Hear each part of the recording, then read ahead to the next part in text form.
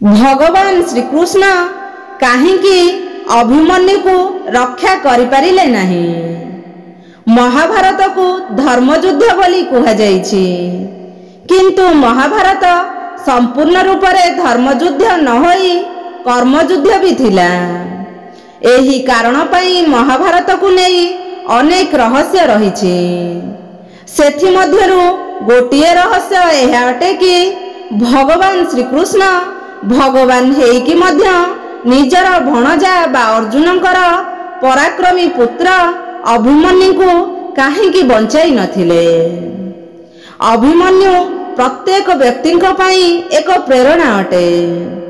एही योद्धा महाभारत युद्ध रे एकुटिया पूरा दिन सेही सबु योद्धा को अटकाई रखिथिले, जी एका अनेक सेना सहित समान थिले। किंतु संध्या हेउ हेउ अभिमन्यु निजर प्राणत्याग करिथिले एवं भगवान श्रीकृष्ण सबु किछि देखुथिले, किंतु से अभिमन्यु को बंचाई नथिले। एहा उपरे आधारित एक पौराणिक कहानी अछि, जहा एही प्रकार अटे। जेतेबेले पृथ्वी उपरे अधर्म निजर चरम सीमारे पहुंची जाइथिला एवं धर्मर संस्थापना पई समस्त देवता मिसी योजना प्रस्तुत करुथिले, धर्मर रक्षा करिबा पई भगवान विष्णु श्रीकृष्ण का अवतार नेबा पई निश्चित करागला। सेही समय रे ब्रह्मदेव अन्य देवता माननकु आदेश देले कि से भी पृथ्वी उपरे धर्मर संस्थापना पई भगवान श्रीकृष्ण को सहायता करिवे। सेथिपाई समस्त देवता को निजर अंश को अवतरित करने को हेबो, किंबा निजर पुत्र को पृथ्वी लोकरे जन्म नेबा को हेबो। समस्त देवतागण निजर अंश बा निजर पुत्र को पृथ्वी उपरे अवतरित करने पाई सहमति देदेले। किंतु जेतेबेले चंद्रदेव को जना पड़िला कि तांकर पुत्र वर्चा को भी पृथ्वी उपरे जन्म नेबा पाई आदेश मिलिछि, सेथिपाई चंद्रदेव मन भितरे दुखी होई गले एवं एही आदेश को विरोध करिबा को लागिले। चंद्रदेव निजर पुत्र ठू दूरेई रही पारिबे नाही, किंतु समस्त देवता माने तांकु बुझाइले कि एहा ब्रह्मदेवंकर आदेश अटे, जाहाकु तांकु मानिबा को हेबो एवं धर्मर संस्थापना पाई कार्य करिबा समस्त देवतांकर कर्तव्य अटे।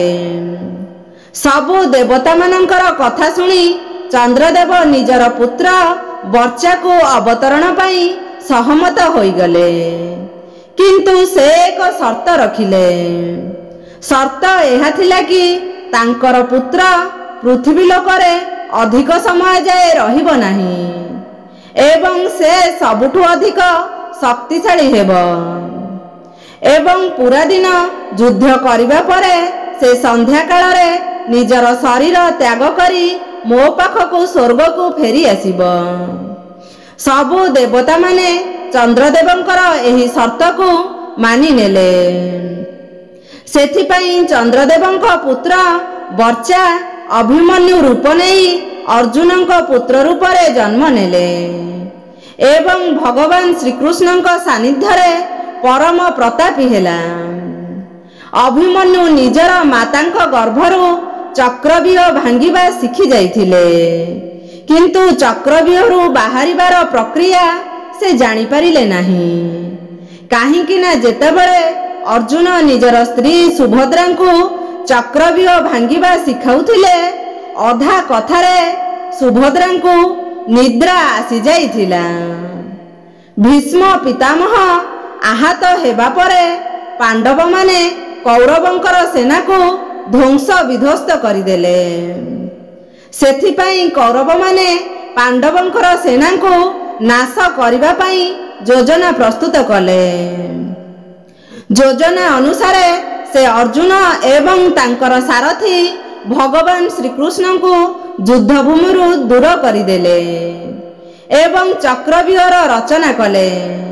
ଯାହାକୁ କେବଳ ଅର୍ଜୁନ ହିଁ ଭାଙ୍ଗିବା ଜାଣିଥିଲେ। କିନ୍ତୁ ସେହି ସମୟରେ ଅଭିମନ୍ୟୁ ଆଗକୁ ଆସି ପାଣ୍ଡବ ସେନାକୁ ନାଶ ହେବାରୁ ବଞ୍ଚାଇ ଦେଲେ। ଅଭିମନ୍ୟୁ ଚକ୍ରବ୍ୟୁହ ଭିତରକୁ ଏକୁଟିଆ ପ୍ରବେଶ କରିଗଲେ। ତାଙ୍କ ସହିତ ଅନ୍ୟ କୌଣସି ଯୋଦ୍ଧା ପ୍ରବେଶ କରିପାରିଲେ ନାହିଁ। ଅନ୍ୟ ଯୋଦ୍ଧାମାନଙ୍କୁ ଚକ୍ରବ୍ୟୁହ ଦ୍ୱାରରେ ଜୟଦ୍ରଥ ଭଗବାନ ଶିବଙ୍କ ବରଦାନ ଶକ୍ତିରୁ ଅଟକାଇ ଦେଲେ। ଅଭିମନ୍ୟୁ ଏକୁଟିଆ ବଡ଼ ବଡ଼ ଯୋଦ୍ଧାଙ୍କ ସହିତ ଲଢ଼ିଲେ। ସେ ଆହତ ହୋଇକି ବି ଲଢ଼ି ଚାଲିଥିଲେ, ହାର ମାନିଲେ ନାହିଁ। ଏବଂ ଯେତେବେଳେ ଅଭିମନ୍ୟୁଙ୍କ ହାତରୁ ଅସ୍ତ୍ର ପଡ଼ିଗଲା ସେତେବେଳେ ବି ଅଭିମନ୍ୟୁ ରଥ ଚକରେ ଲଢ଼ି ଚାଲିଲେ। ଏବଂ ଏମିତି ସନ୍ଧ୍ୟା ଯାଏ ଲଢ଼ି ଲଢ଼ି ଅଭିମନ୍ୟୁ ଅଳ୍ପ ଆୟୁରେ ବୀରଗତି ପ୍ରାପ୍ତ ହେଲେ। ଏହିଭଳି ନିଜର ବାହାଦୁରୀ ପାଇଁ ଅଭିମନ୍ୟୁଙ୍କୁ ଯୁଦ୍ଧଭୂମିର ସବୁଠୁ ସୁରବୀର ଯୋଦ୍ଧା କୁହାଗଲା। ଏବଂ ଚନ୍ଦ୍ରଦେବଙ୍କ ସର୍ତ୍ତ ଅନୁସାରେ ବହୁ ଜଲ୍ଦି ସ୍ୱର୍ଗଲୋକକୁ ପ୍ରସ୍ଥାନ କଲେ। ଏହି କାରଣ ପାଇଁ ଭଗବାନ ଶ୍ରୀକୃଷ୍ଣ ସବୁକିଛି ଜାଣିଥିଲେ। ସେଥିପାଇଁ ଅଭିମନ୍ୟୁର ପ୍ରାଣରକ୍ଷା କଲେ ନାହିଁ ଏବଂ ବିଧିର ବିଧାନରେ କୌଣସି ବାଧା ଉତ୍ପନ୍ନ କଲେ ନାହିଁ। ଭିଡ଼ିଓଟି ଯଦି ଆପଣଙ୍କୁ ପସନ୍ଦ ଆସିଛି ତାହେଲେ ଭିଡ଼ିଓଟିକୁ ଲାଇକ୍ କରିଦିଅନ୍ତୁ ଏବଂ ଚ୍ୟାନେଲକୁ ସବସ୍କ୍ରାଇବ୍ କରିଦିଅନ୍ତୁ ଏବଂ ନିଜର ସାଙ୍ଗମାନଙ୍କ ସହିତ ସେୟାର କରିଦିଅନ୍ତୁ। ଧନ୍ୟବାଦ। ଜୟ ଶ୍ରୀକୃଷ୍ଣ।